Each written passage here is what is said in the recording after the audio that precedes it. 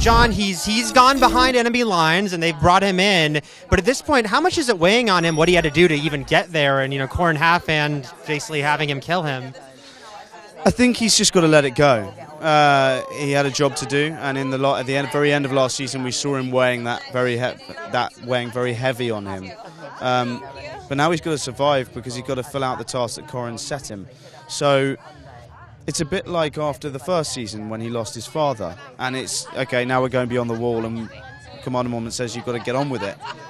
He doesn't have someone saying that now, but he's got to say that to himself. So he makes a mistake, he learns from it, he makes good, and he carries on.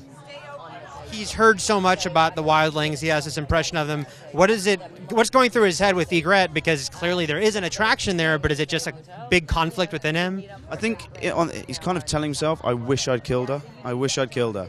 And of course he doesn't really, because he's very intrigued by this girl.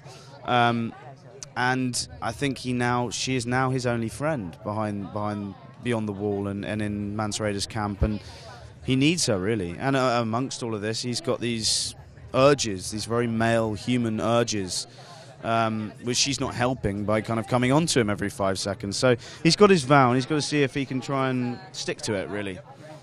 You mentioned Mance Rayder. Can you talk about meeting him this season, and what is John's impression of this much talked about character? Yeah, so Mance is played by an actor called Kieran Hines, who is a phenomenal actor and a real national treasure of ours.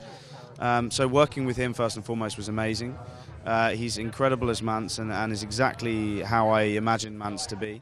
As far as John and Mance goes, it's another older male figure who's kind of telling him what he should think and do and feel, but this time John doesn't actually have to listen to him because he's his enemy. At the same time, he's quite intrigued by Mance and quite sort of taken with him as a person, and so he's got all these conflicting feelings about this man, and at the end of the day he's got to defeat him, really. John is so separated from his family. A lot of fans, hope that they'll be reunited. He could also meet all these other characters he's never met. Are you hoping at some point he'll return to the other side of the wall and get those reunions? I think he hasn't quite let it go yet.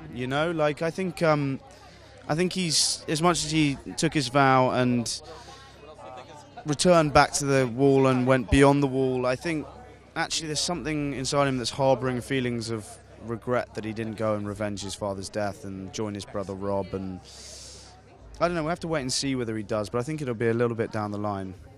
We're getting much more of sort of a supernatural inclusion into the show as it goes on. Will that be continuing this season? Yes, it does, and it keeps growing. And the fantastical sort of fantasy elements of the show keep getting bigger, and we get White Walkers and witches and all sorts, and it doesn't slow down. Like, there's something breaking apart in this world, and we're getting more of it this season as well.